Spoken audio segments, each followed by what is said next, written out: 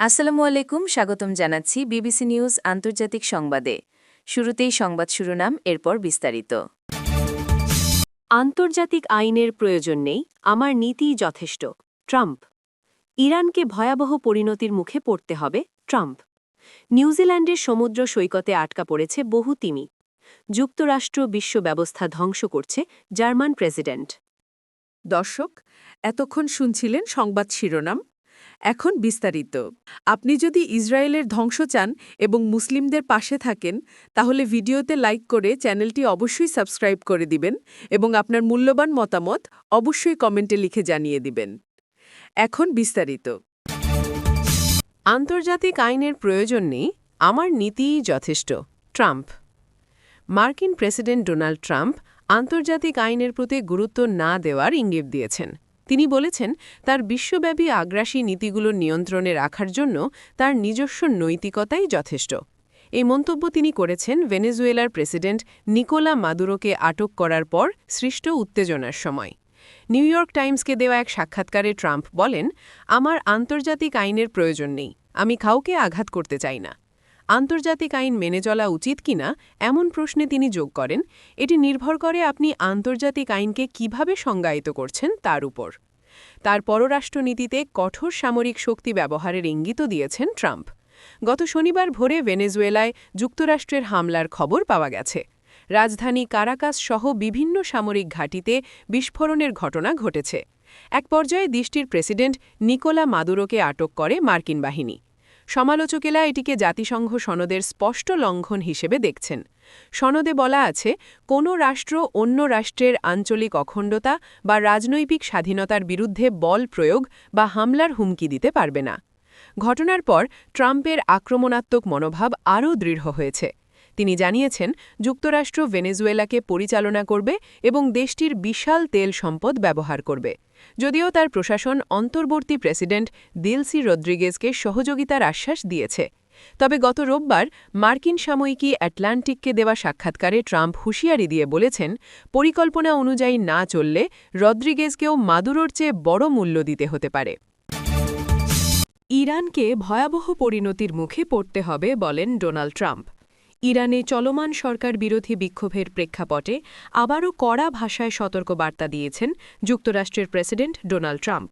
তিনি হুঁশিয়ারি দিয়ে বলেছেন, বিক্ষোভকারীদের হত্যার ঘটনা ঘটলে ইরানকে ভয়াবহ পরিণতির মুখে পড়তে হবে। বৃহস্পতিবার ৮ জানুয়ারি এই হুঁশিয়ারি দেন ট্রাম্প। এমন এক সময়ে তার এই বক্তব্য এলো যখন গত প্রায় ২ সপ্তাহের মধ্যে ইরান জুড়ে সবচেয়ে বড় বিক্ষোভের খবর পাওয়া গেছে। রক্ষণশীল রেডিও উপস্থাপক হিউ হিউইটকে দেওয়া এক সাক্ষাৎকারে ট্রাম্প বলেন, তিনি ইরানকে স্পষ্টভাবে জানিয়ে দিয়েছেন, যদি বিক্ষোভকারীদের হত্যা শুরু হয় তাহলে যুক্তরাষ্ট্র কঠোর জবাব দেবে। সাক্ষাৎকারে হিউইট উল্লেখ করেন, বিক্ষোভে ইতোমধ্যে বহু মানুষের প্রাণহানি ঘটেছে। জবাবে ট্রাম্প বলেন, নিহতদের কিছু মৃত্যু পদোদ্দলিত হওয়ার কারণে ঘটতে পারে এবং সব মৃত্যুর জন্য আইন শৃঙ্খলা বাহিনীকে দায়ী করা নাও যেতে পারে। এর আগেও গত শুক্রবার একই ধরনের হুমকি দিয়েছিলেন ট্রাম্প। সে সময় তিনি বলেছিলেন, ইরান সরকার যদি শান্তিপূর্ণ বিক্ষোভকারীদের বিরুদ্ধে সহিংসতা চালায় তাহলে যুক্তরাষ্ট্র তাদের পাশে দাঁড়াবে। মানবাধিকার সংগঠনগুলোর তথ্যমতে ২৮ ডিসেম্বর শুরু হওয়া বিক্ষোভে এখন পর্যন্ত অন্তত ৪৫ জন নিহত হয়েছেন। নিহতদের মধ্যে ৮ জনই অপ্রাপ্তবয়স্ক। নিউজিল্যান্ডের সমুদ্র সৈকতে আটকা পড়েছে বহু তিমি। নিউজিল্যান্ডের সাউথ আইল্যান্ডের এক প্রত্যন্ত সমুদ্র সৈকতে আটকে পড়ে ৬টি পাইলট তিমির মৃত্যু হয়েছে। একই ঘটনায় জীবিত থাকা আরও ১৫টি তিমিকে উদ্ধার করতে কাজ করছেন স্বেচ্ছাসেবকরা। বৃহস্পতিবার উত্তর পশ্চিমাঞ্চলের ফেয়ারওয়েল স্পিট এলাকায় প্রায় ৫৫টি পাইলট তিমি ভেসে আসে। এদের বেশিরভাগই আবার সমুদ্রে ফিরে যেতে সক্ষম হলেও অন্তত ১৫টি তিমি সৈকতে আটকে পড়ে। বর্তমানে তিমিগুলো সৈকতের প্রায় ১ কিলোমিটার এলাকা জুড়ে ছড়িয়ে রয়েছে। সামুদ্রিক স্তন্যপায়ী প্রাণী রক্ষায় কাজ করা অলাভজনক সংস্থা প্রজেক্ট জোনার প্রকাশিত ভিডিওতে দেখা যায়, স্বেচ্ছাসেবকরা তিমিগুলোকে জীবিত রাখতে তাদের শরীরে পানি ঢালছেন। সংস্থাটির প্রতিনিধি লুইসা হক্স জানান, জোয়ার শুরু হলে দ্রুত তিমিগুলোকে একত্র করে গভীর পানিতে ঠেলে দেওয়ার পরিকল্পনা রয়েছে। তিনি বলেন, পাইলট তিমি অত্যন্ত সামাজিক প্রাণী। একে অপরের সঙ্গে থাকার প্রবণতা থাকায় উদ্ধারকর্মীরা আশা করছেন আটকে পড়া তিমিগুলোকে আবার একত্রিত করা গেলে তারা দলবদ্ধভাবে সমুদ্রে ফিরে যেতে পারবে। ফেয়ারওয়েল স্পিট এলাকায় প্রায়ই তিমি আটকে পড়ার ঘটনা ঘটে। নিউজিল্যান্ডের সংরক্ষণ বিভাগ জানায়, দীর্ঘ পাখনাযুক্ত পাইলট তিমিদের চলাচলের পথে অবস্থিত হওয়ায় এলাকাটিকে একটি প্রাকৃতিক তিমি ফাঁদ বলা হয়। এখানে পানির গভীরতা ধীরে ধীরে কমে যাওয়া এবং হঠাৎ জোয়ার নামার কারণে তিমিরা সহজেই দিকভ্রান্ত হয়ে পড়ে।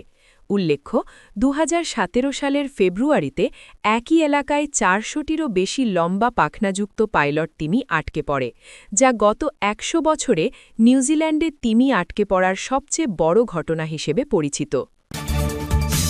যুক্তরাষ্ট্র বিশ্ব ব্যবস্থা ধ্বংস করছে, German president. German president Frank Walter Steinmeier মার্কিন প্রেসিডেন্ট ডোনাল্ড ট্রাম্পের বিদেশনীতির কড়া সমালোচনা করে বলেছেন, যুক্তরাষ্ট্র বিশ্ব ব্যবস্থা ধ্বংসে বড় ভূমিকা রাখছে। অত্যাচারীরা যা খুশি তা ছিনিয়ে নিতে পারে, বিশ্ব ব্যবস্থা যেন এমন ডাকাতিদের আস্তানায় পরিণত না হয় সেজন্য ব্যবস্থা নিতে তিনি বিশ্বের দেশগুলোর প্রতি আহ্বানও জানিয়েছেন। কয়েকদিন আগে ভেনেজুয়েলা থেকে দেশটির প্রেসিডেন্ট নিকোলাস মাদুরোকে অপহরণকাণ্ডে বিশ্বজুড়েই যুক্তরাষ্ট্রের বিরুদ্ধে নিন্দা অব্যাহত রয়েছে। এ ধরনের কর্মকাণ্ডের দিকে ইঙ্গিত করেই স্টাইনমায়ার এমন নজিরবিহীন কড়া মন্তব্য করেছেন বলে জানিয়েছে বার্তা সংস্থা রয়টার্স।